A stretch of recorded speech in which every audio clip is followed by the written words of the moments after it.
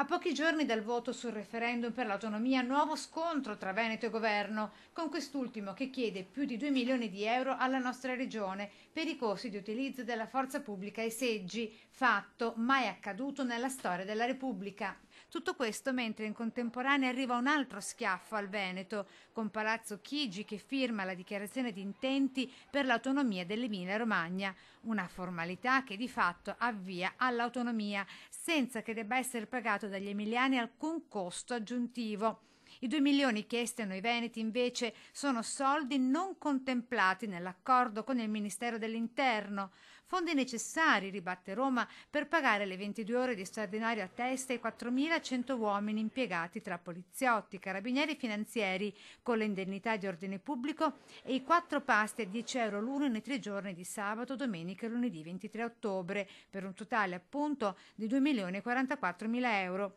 Soldi, ripetiamo, che non sono mai stati chiesti nemmeno con le ultime elezioni regionali. E l'ultimo disperato tentativo di impedire ai veneti l'esercizio democratico del voto, un motivo in più per andare a votare, commenta laconico il governatore Luca Zaia, sfoderando un sorriso davvero gandiano. Il 22 è la giornata dei Veneti, di noi Veneti, dei nuovi Veneti, di coloro che hanno deciso di venire qui in Veneto e vivere in Veneto. E c'è una pagina di storia bianca, bella, intonsa, la dobbiamo scrivere.